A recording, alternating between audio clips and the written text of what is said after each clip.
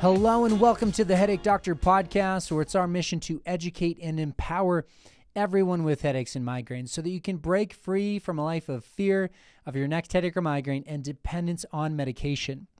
In today's podcast, we're going to be talking about how you can be super fit, very healthy, have your health in a good spot, but still have migraines, and why your exercise routine might actually be contributing to the problem. I'm Dr. Taves, your host of the Headache Doctor podcast, where every week we dive into topics that are overlooked, misunderstood, so that you can continue on this journey and actually take control of your health by empowering yourself with education and action items that are very practical and easy to implement. So in today's podcast, one of the most listened to podcasts that we have recorded is on exercise-induced headaches.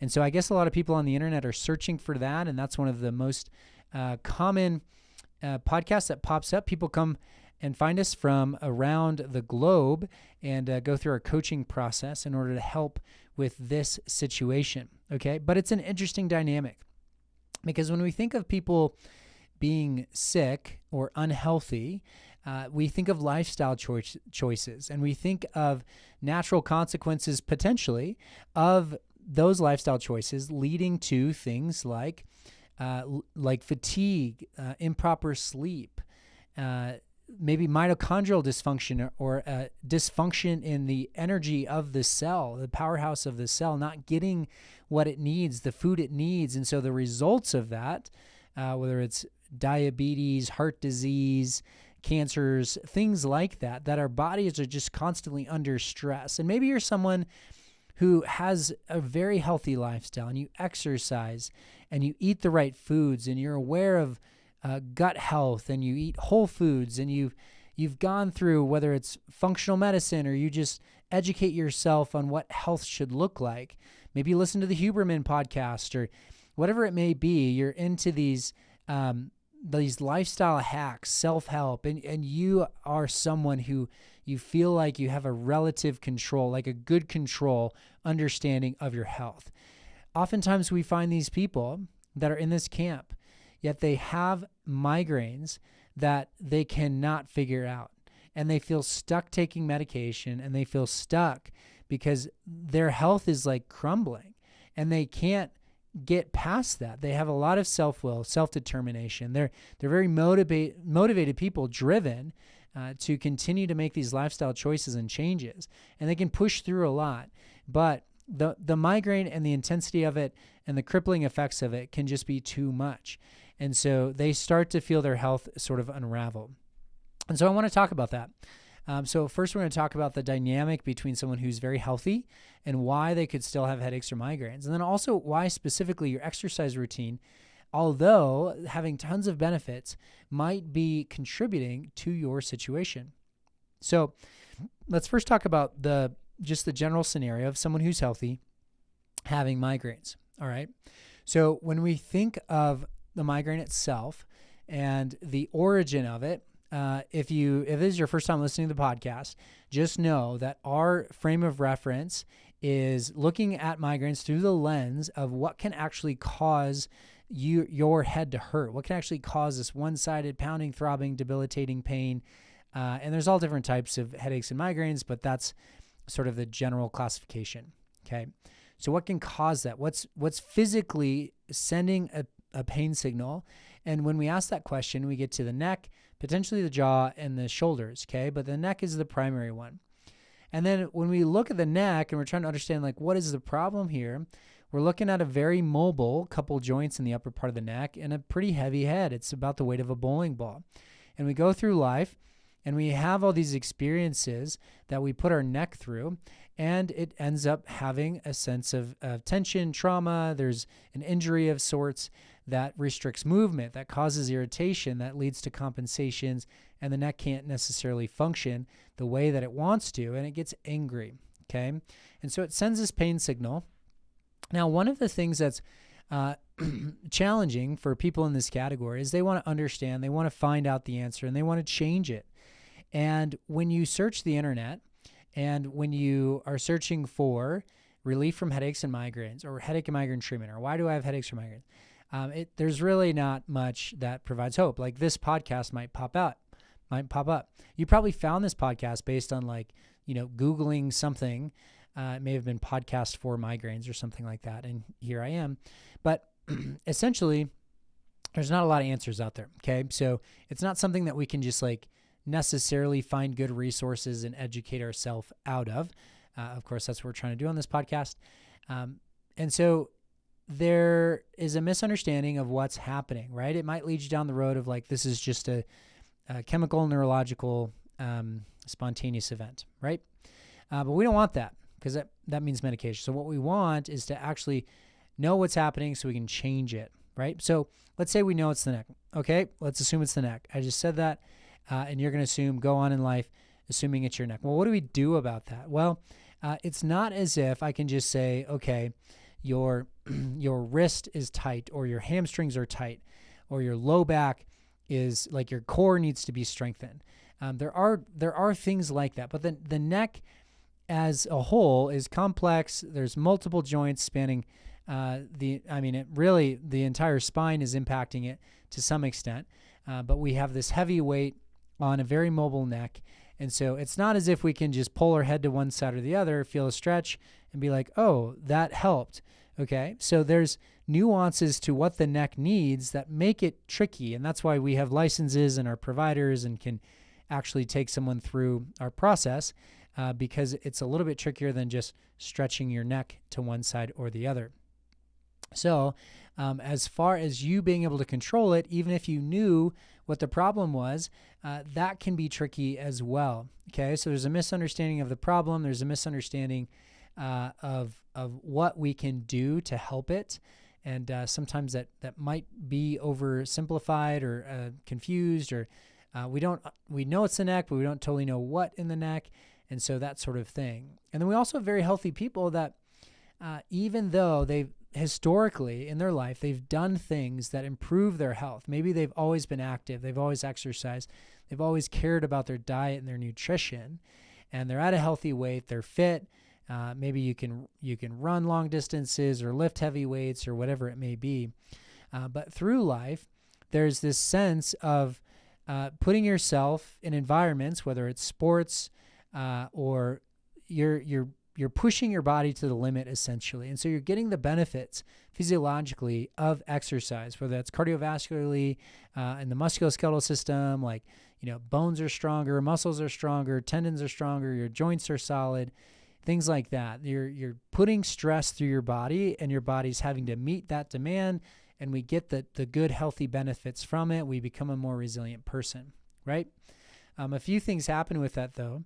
You put your body in environments where you could have injury, right? So I played soccer all through college, and I definitely had several concussions.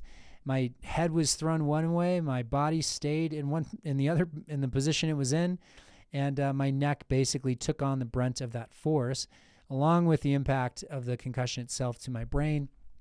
And so my brain recovers, and it's there's an impact to the neck that's sort of overlooked. And so we have these traumas over time in maybe this population that leads to them having an underlying neck issue that their neck feels relatively okay. They can still turn their head, look up and down, side to side. Maybe they don't even really feel neck issues on a regular basis, but their neck is tight. And it's because they put themselves in those environments. And so there was that, negative side effect of those very good things that they were doing. All right. So they get to the point where, the headaches or the migraines, their neck is tight enough. It's impacting their life, putting their life on pause, at whatever frequency. And we talked about that last podcast, the frequency being intermittent and why it would build, and you feel it and then you don't, and you feel it and then you don't. Okay. So carrying on with the current lifestyle, meaning these are people that still exercise and they're still physically in good shape and staying in shape. Okay. So exercise, again, very good thing. We want people to exercise. We want people to be healthy in that way. We want you to challenge your body. and have dynamic movements. Make sure that you're doing different things, variety of exercises, and just staying in a good general fitness. Okay, so we get the benefits of that.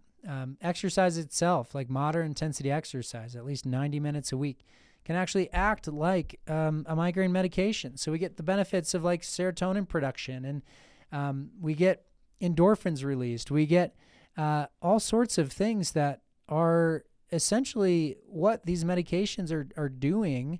Our body does it naturally, and so we can tap into that. And one of those ways is to exercise. So moderate intensity being doing exercise that you can't necessarily just have a casual conversation with. You have to stop and think and breathe and do that for 90 minutes over the course of the week. And we'll start to see benefits naturally, okay? But what we're talking about here is more of the physical stresses on the body. And so when we think about stress on the body, I'll put it into two categories. So you either have a void or an absence of stress, or an absence of movement, I should say. And so what that actually leads to is stress. There's a level of stress when you don't let your body do what it needs to do. Okay, so low back pain is a good example. Historically, when someone had low back pain, we'd say you need to rest it. You need to, just like be in bed and don't overexert yourself and let the body heal, right? Well, now we know that is not what you should do, okay? So if a provider tells you, when you have back pain, if a provider's like, hey, just lay low on the couch, put a hot pad on it.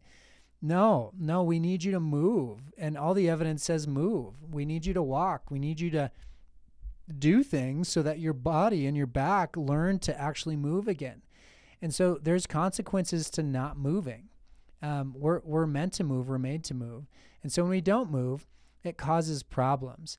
Our body's always adapting to the stresses that we place on it. And if there's an absence of stress, if there's an absence of any sort of force placed through our body, then we're going to adapt in the opposite direction. Okay? So think of like osteoporosis. Like our skeletal system is always replacing itself. We have osteoclasts and osteoblasts. These are cells that break down and build up bone. And so our skeletal system is replacing itself. I forget how many years it takes before it's like completely replaced. I think it's like 2 or 3 years. I could be totally wrong on that. But it's kind of cool to think that our whole skeletal system replaces itself over a period of time. Okay.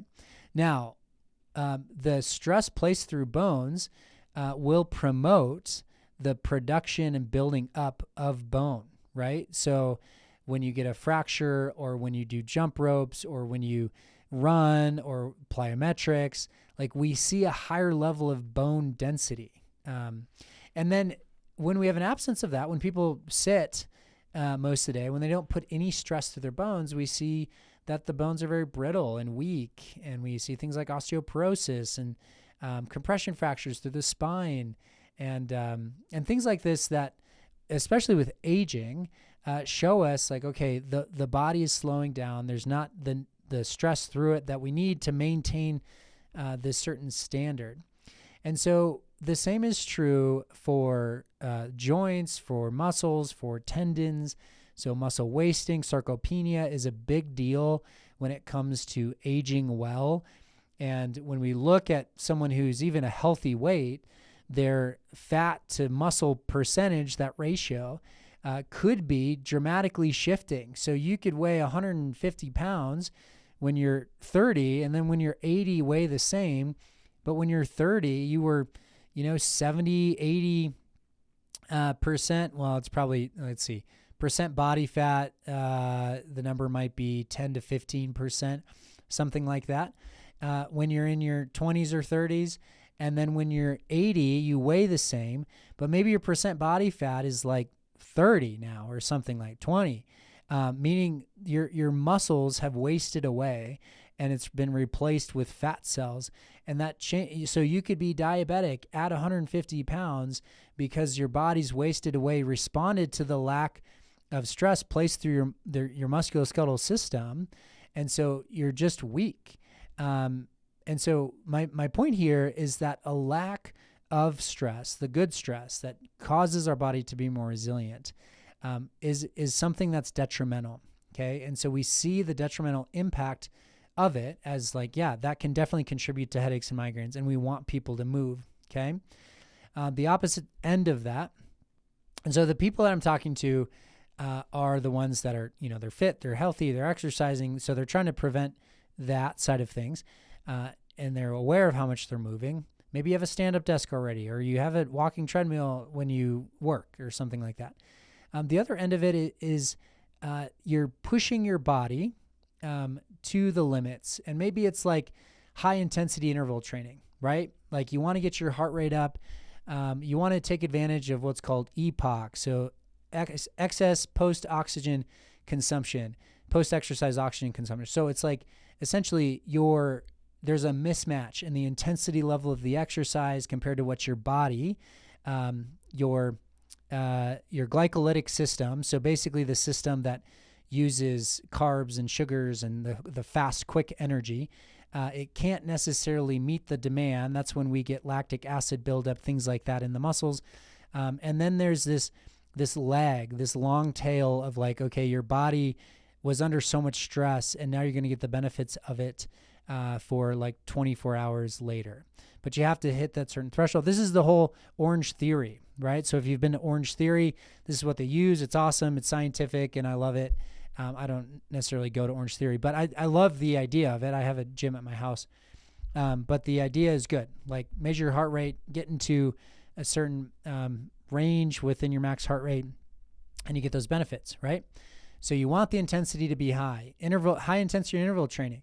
Do high reps and with a weight where you're fatiguing, you're failing.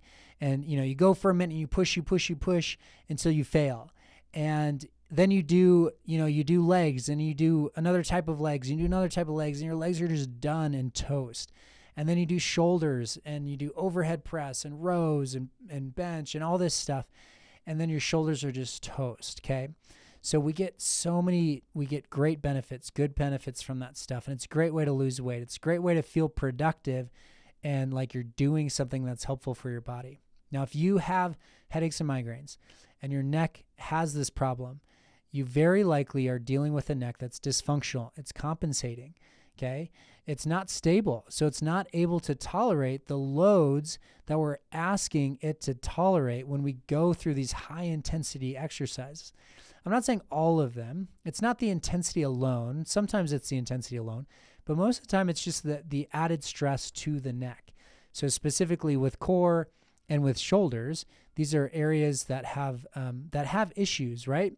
So we do core and our head's dependent on our neck, and so we're doing like sit-ups, and then we're doing like planks, and then we're doing whatever. Like we're throwing our head around, and our neck is having to do a lot more work because our head's hanging out back here instead of, up over our shoulders where the neck doesn't have to do as much work.